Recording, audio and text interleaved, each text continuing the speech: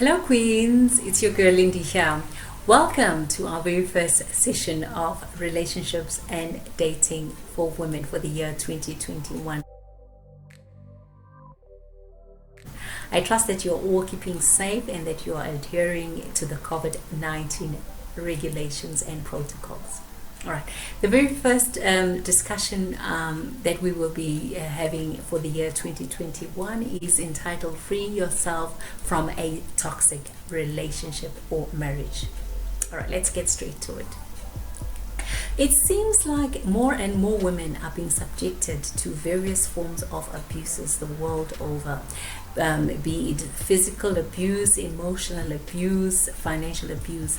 Despite the advancement in technology and availability of information on various social media platforms, more and more women are still becoming victims of various forms of gender-based violence and domestic abuse.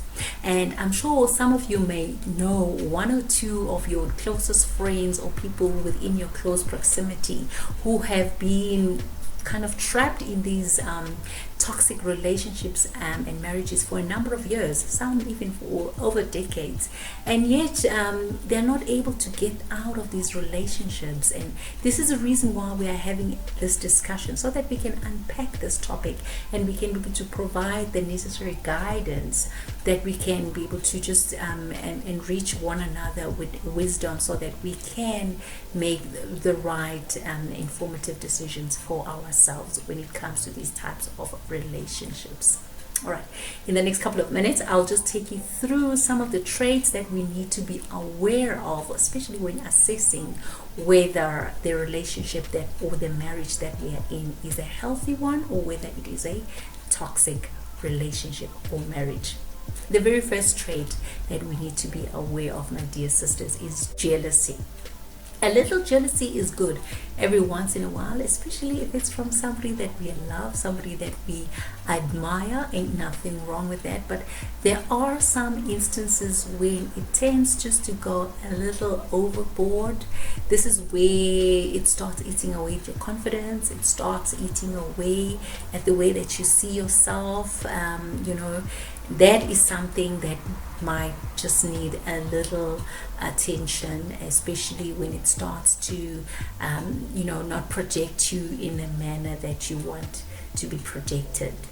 Okay, and then the very thing that you might need to do when you find yourself in a situation such as that is just to take a step back, try and just evaluate, reevaluate that relationship or that marriage.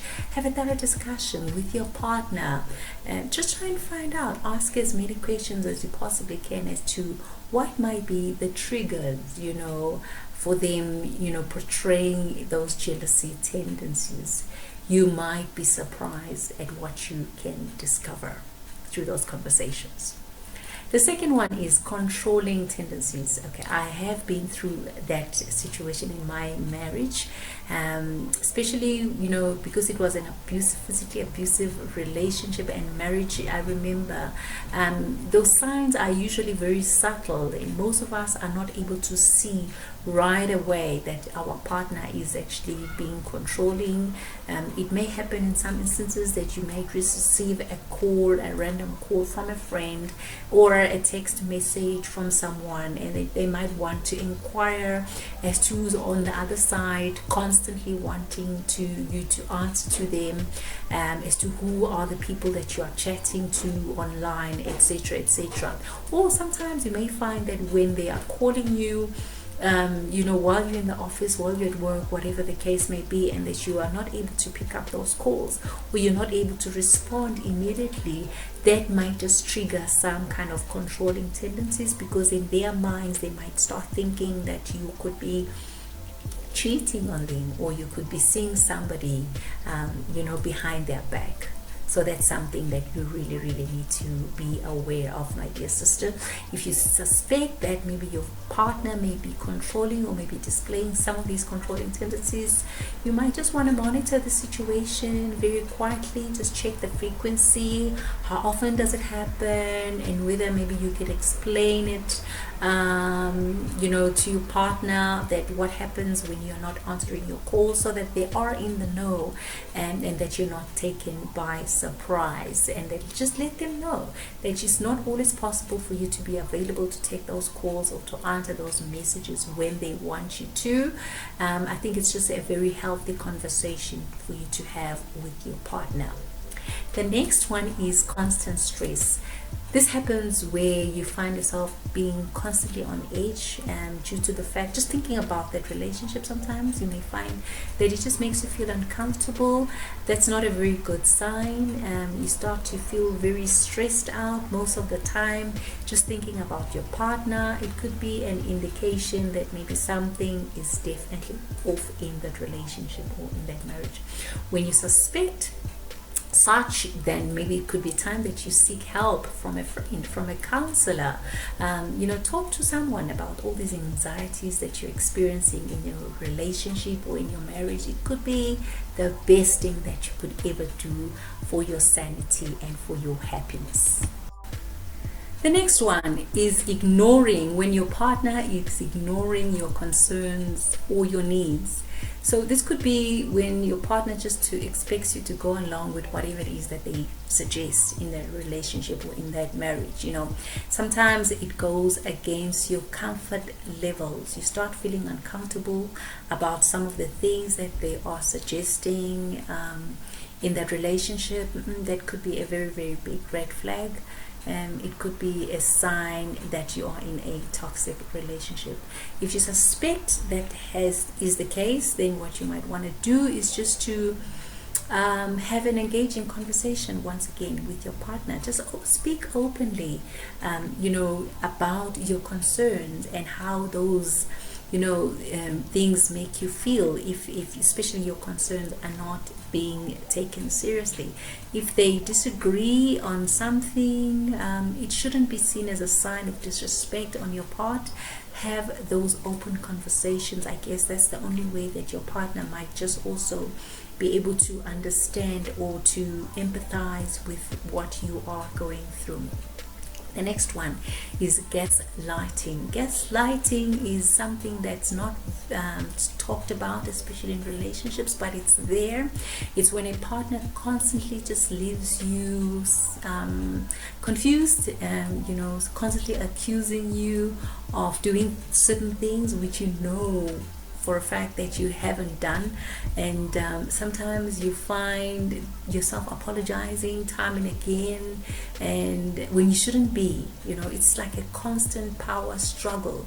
And in some instances, I know some partners may accuse you of cheating, they might accuse you of lying, and I know 9 times out of 10 it has been proven that the very people that accuse others of cheating or lying or wrongdoing, you find that those are the very people that are actually responsible or doing those very things.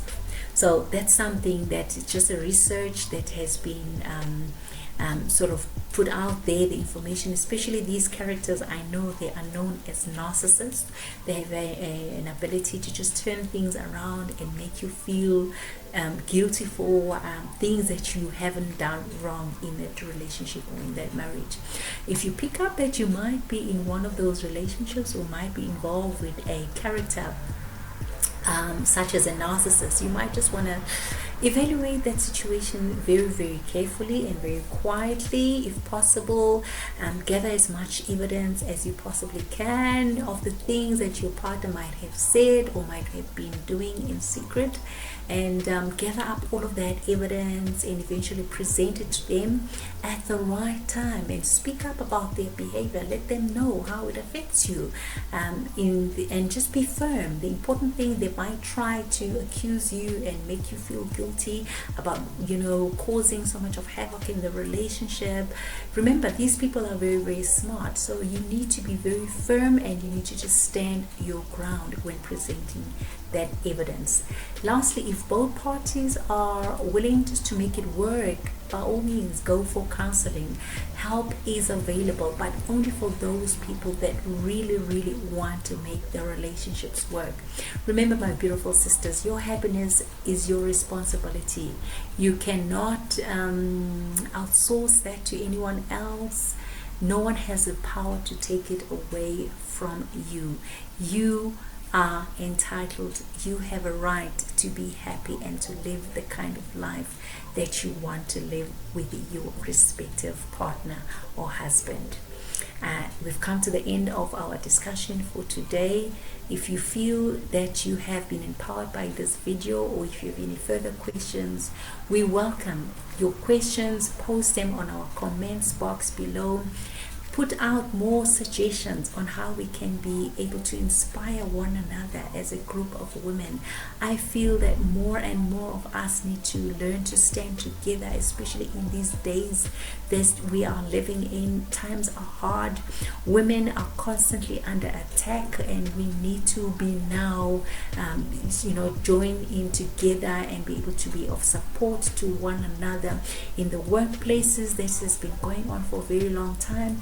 In our homes, women have been under attack. I think it's high time that we stand our ground and we stand together unitedly, and we tackle these issues that have been left unresolved for a number of decades.